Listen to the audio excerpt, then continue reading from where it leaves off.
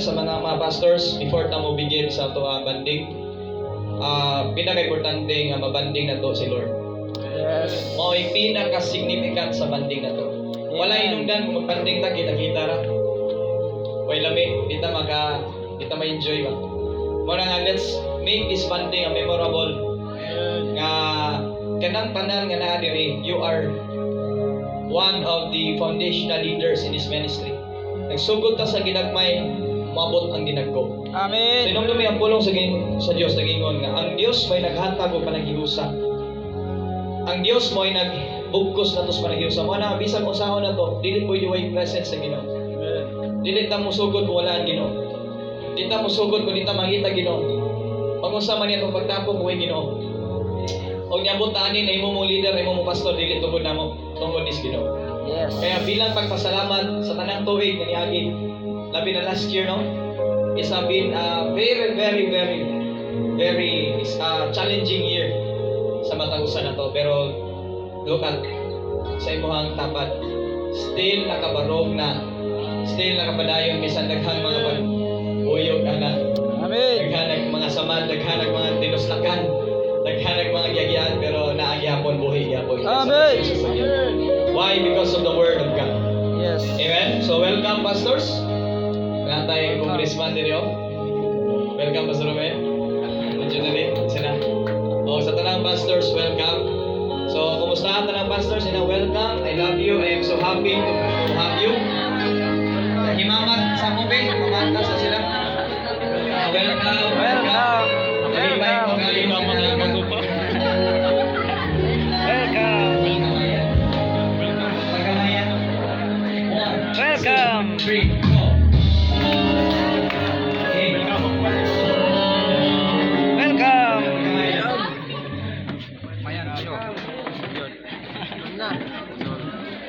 Welcome. Welcome.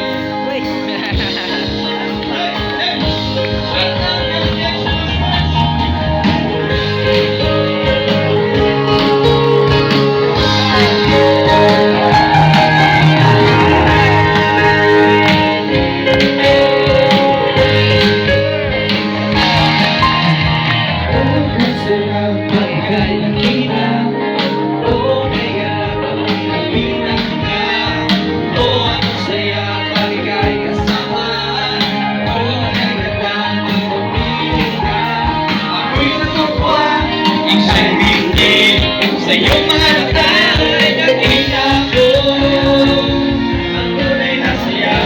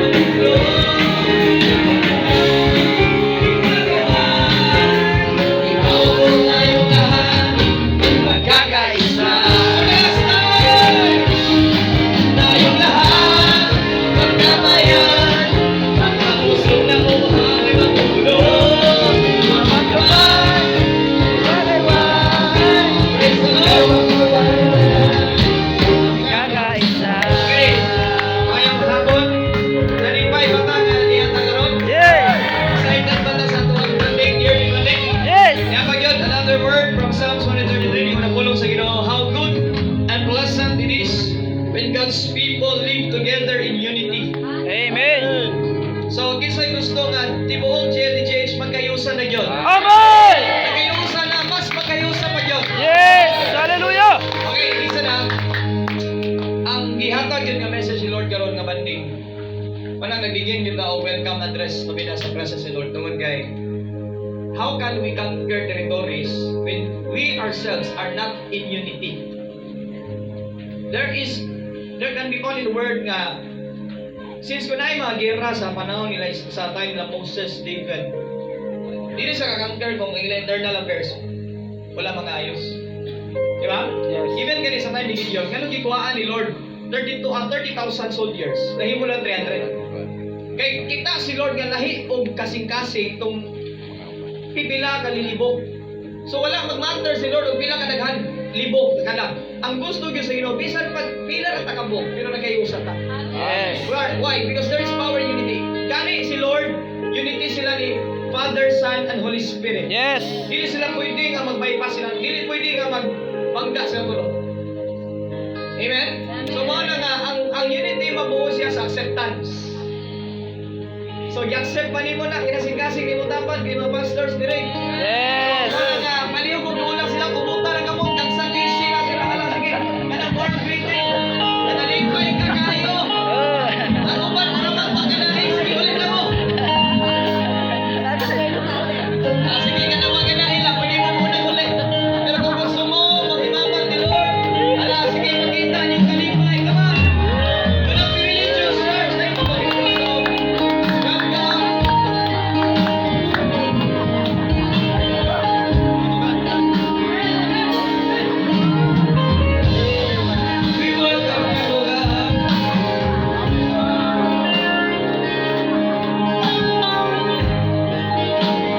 Word of God says, just as a body, though one, but has many parts, but all its many parts form one body. So it is with Christ, for we were all baptized by the Spirit, so as to form one body.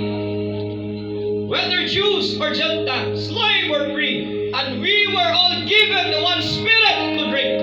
Even so, the body is not made up of one part, but of many. Kaya we, GLJ, are many leaders, have many